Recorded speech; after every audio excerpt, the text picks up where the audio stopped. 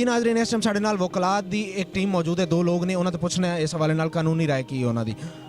जी अस्सलाम वालेकुम। वालेकुम सलाम की नाम है? जी, मेरा नाम अनिला इकबाल भट्टी है। अच्छा अनिला इकबाल साहिबा, पिछले कुछ दिनों एक अफवाह फैली सी या एक खबर आई सी कि 5 मन डड्डू फड़े गए ने ते वो फूड आइटम्स इस्तेमाल हो रहे हैं, ये बारे तुहाडा की कहना? देखो, ਇਹ ਪੋਸੀਬਿਲਿਟੀ ਨਹੀਂ ਹੈ ਕਿ ਮੈਂਡਕ ਦਾ ਗੋਸ਼ਤ ਉਹ ਟੇਸਟ ਦੇਗਾ ਜਿਹੜਾ ਚਿਕਨ ਦਾ, ਮਟਨ ਦਾ, ਬੀਫ ਦਾ ਦੇ ਸਕਦਾ। ਪਹਿਲੀ ਗੱਲ ਤੇ ਐਵੇਂ। ਦੂਸਰੀ ਗੱਲ ਹੈ ਕਿ ਮੁਸਲਮਾਨ ਜਿੰਨੇ ਵੀ ਝੂਠ ਬੋਲਣ, ਜਿੰਨੇ ਵੀ ਗਲਤ ਬਿਆਨੀ ਕਰਨ, ਲੇਕਿਨ ਇਹ ਪੋਸੀਬਲ ਨਹੀਂ ਕਿ ਮੈਂਡਕ ਦਾ ਗੋਸ਼ਤ ਲਾਹੌਰ 'ਚ ਇਸ ਤਰ੍ਹਾਂ ਸੇਲ ਹੋ ਰਿਹਾ, ਸ਼ਵਾਰਮੇ ਜਾ ਰਿਹਾ। ਅਗਰ ਸ਼ਵਾਰਮਾ ਇਸਤੇਮਾਲ ਹੋ ਰਿਹਾ, ਉਹਦਾ ਟੇਸਟ ਵੀ ਚੈੱਕ ਹੋ ਸਕਦਾ ਹੈ, ਬੱਚਿਆਂ ਨੂੰ, ਬੜਿਆਂ ਨੂੰ, ਸਾਰੇ ਫੀਲ ਕਰ ਸਕਦੇ ਨੇ। ਦੂਸਰਾ ਹੈ ਮੁਹਾਵਰਾ ਹੈ ਰਾਈ ਦਾ ਪਹਾੜ। बेशक ये थोड़ी बहुत सदाकत होए, जिस तरह पहले भी सुनन च आया, देखन च आया, लेकिन मैंडक का तो जवाज़ है कि वो लेबोरेटरीज च डॉक्टर्स लोग या फार्मासिस्ट इस्तेमाल करते हैं वो लेबोरेटरी टेस्ट वास्ते या सर्जरी सिखाते हैं बच्चों को। मैं ये यकीन नहीं कर सकती कि पाकिस्तान च लाहौर च फूड इंडस्ट्री के मुतलका लोग मैंडक यूज़ कर रहे हैं। ऐ सिर्फ र्यूमर है, माशरे च मनफी प्रोपेगेंडा किया गया है, मैं इनू तस्लीम नहीं कर रही। अच्छा तुहानू की लगता है ये पिछे आखिर वजह की होनी है, क्यों ये अफवाह फैलाई गई?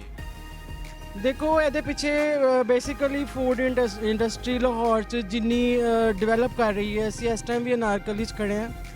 गोश्त दी मेन डिशेस तो अलावा सब्जी च, हलीम च, दाल च, हर जगह गोश्त इस्तेमाल हो रहा है। ਇਹਦੀ ਇੰਡਸਟਰੀ ਪਹਿਲੀ ਚੀਜ਼ ਤੇ ਇਹ ਹੈ ਕਿ ਪਾਕਿਸਤਾਨ 'ਚ ਲੋਕ ਇੰਨੇ ਫਰਸਟ੍ਰੇਟਿਡ ਨੇ ਕਿ ਉਹਨਾਂ ਨੂੰ ਕੋਈ ਟੌਪਿਕ ਚਾਹੀਦਾ ਹੈ, ਕੋਈ ਚੀਜ਼ ਮਿਲ ਜਾਏ ਤਾਂ ਕਿ ਉਹਨੂੰ ਉਹ ਵਧਾ ਚੜਾ ਕੇ ਫੈਲਾ ਕੇ ਪੇਸ਼ ਕਰਨ।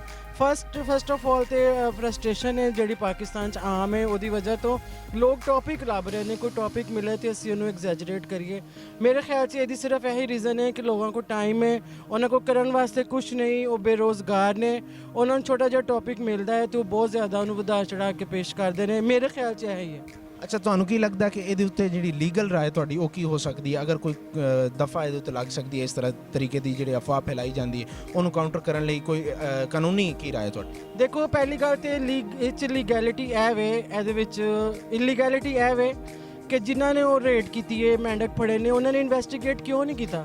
ਉਹਨਾਂ ਨੂੰ ਪੁੱਛਣ, ਉਹਨਾਂ ਦੇ source of information, source of ਉਹਨਾਂ ਦੀ ਜਿਹੜੀ ਜਿੰਨੀ ਵੀ ਉਹਨਾਂ ਨੂੰ ਇਹ ਇਨਫੋਰਮੇਸ਼ਨ ਮਿਲੀ ਹੈ ਵੀ ਰੇਡ ਕਰੋ ਉੱਥੇ ਮੈਂਡਕ ਜਾ ਰਹੇ ਨੇ, ਉਹਨਾਂ ਨੇ ਉਹ ਮਾਮਲੇ ਨੂੰ ਕਿਉਂ ਛੱਡ ਦਿੱਤਾ? ਉਹਨੂੰ ਇਨਵੈਸਟੀਗੇਟ ਕਰਦੇ, ਉਸ ਮਾਮਲੇ ਨੂੰ ਥ੍ਰੈਸ਼ ਆਊਟ ਕਰਦੇ, ਉਹ ਦੇਖਦੇ ਕਿੱਥੋਂ ਫੜੇ ਗਏ ਨੇ, ਕਿੱਥੋਂ ਆਏ ਨੇ, ਕਿੱਥੇ ਗਏ ਨੇ। ਇਹ ਪਾਕਿਸਤਾਨ 'ਚ ਸੋਰਸਿਸ ਦੀ ਜਾਂ ਸਾਡੀ ਪੁਲਿਸ ਏਜੰਸੀ ਇੰਨੀ ਬੇਬਸ ਤੇ ਨਹੀਂ ਕਿ ਸੌਰਟ ਆਊਟ ਨਾ ਕਰਨ।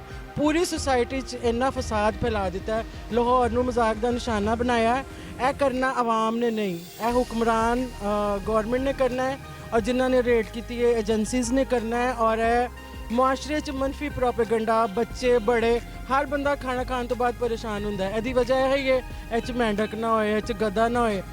एक चीज़ मुआशरे च लिया, साइकोलॉजी भी है इंसान की कि वह मनफी चीज़ ज़्यादा एब्जॉर्ब करता।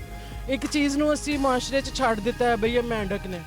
हर बंदा खाना खा के वॉमिट करन नूं दिल कर रहा। असी हुण भी लंच करके आए हैं, इलैक्शन तो मैंडक का मजाक बनया। ਇਹ ਬਹੁਤ ਗਲਤ ਪ੍ਰੋਪੇਗੈਂਡਾ ਨਹੀਂ ਹੋਣਾ ਚਾਹੀਦਾ, ਲੇਕਿਨ ਇਹਦੇ ਜਿਹੜੇ ਜ਼ਿੰਮੇਦਾਰ ਲੋਕ ਨੇ ਉਹਨਾਂ ਨੂੰ ਚਾਹੀਦਾ ਇਹਨੂੰ ਥ੍ਰੈਸ਼ ਆਊਟ ਕਰਨ, ਇਹਦੀ ਵਜ੍ਹਾ ਲੱਭਣ, ਇਹ 'ਤੇ ਤਹਿਕੀਕ ਕਰਨ ਔਰ ਆਵਾਮ ਨੂੰ ਤੰਗ ਨਾ ਕਰਨ।